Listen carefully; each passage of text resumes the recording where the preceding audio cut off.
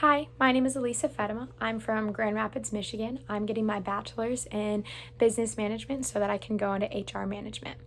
So, considering life experiences that have made me into who I am, first I would look at my friends and my family. Starting with my family, I would say that my family always, every day, would ask, what happened at school or how was your day? And we kind of had this thing where my siblings would always give one word answers, and they were like, oh, Elisa's the talker. So I kind of got this self concept that I was the one who would fill the silence and I would be the exciting one. And that's something that stuck with me pretty much my whole life. Is I love to talk to people, and I love to make people feel comfortable, and I love to make jokes and be sarcastic and make other people feel like there's no stress, there's no anxiety, that they can just be themselves and just be fun and be goofy. And I just like to break the ice and make people come out of their shell, especially when I'm meeting somebody new, or I know somebody and I know everybody else, but this one person doesn't know anybody. And I want to be the one person that they can be like, okay, I can talk to her and she actually cares. And I always want people to know that no matter what in life, even if they feel like nobody cares, that there is somebody out there that cares, and I'm that person, because I just want to care about everybody and make everybody comfortable. Now, looking at hobbies and comparing myself to my friend group, the people that I care about the most, I would say, are my closest and dearest friends. Their opinions obviously are relevant to me. But I'm not the kind of person that I'm going to let somebody else's view of me dictate how I feel about myself. And I'm not going to be down on myself if somebody else chooses to have a negative view, unless I did something that's actually wrong.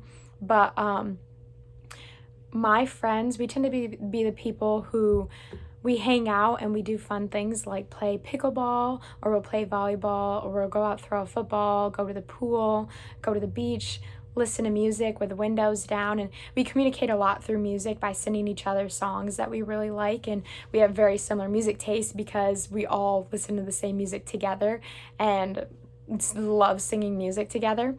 But another thing that we like to do is we always invite new people, especially me, because I like to bring people out of their shell. I invite people who might not have friends to come and hang out with my friends if I think it could be beneficial, or just I like to invite people to things all the time, and I'm always making new friends. I associate myself with this friend group because everybody is so kind, and I love people that are kind and inclusive. And when people aren't that way, I kind of shy away from them, because if people are going to be stuck up and stick to their own friends and keep to themselves, I don't think that's the kind of friend group that I want to be associated with, because I like to be open and kind towards everyone, which was something my parents taught me, and something that the culture of my church and just being a Christian is just always to include others, always show people that they matter, and to show up, and just all the things that I was raised being taught, that that's how a person should be, is always kind and inclusive. But also, especially as Christians and in the culture of being like Jesus, is to always love others. And then specifically relationships that increased or decreased my self-esteem, I would say that I've had relationships where people were uplifting and they were so positive about life, and that's the way that I am, and that for sure how I live now.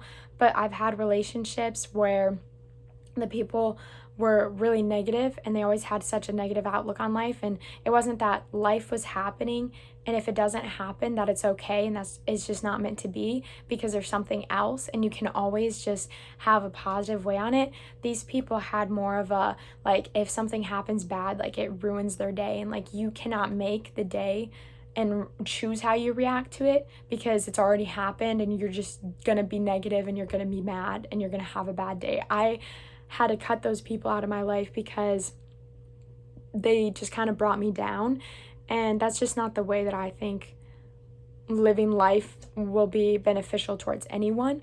And I like to have this outlook on life that we can always connect with others, we can always learn from our mistakes. No friendship is too far past reaching out. You can always be there for others. If people don't like you, that's okay, because it doesn't change you. You don't lose anything by being your true self. In fact, they're the ones who normally have a bitter mindset towards you.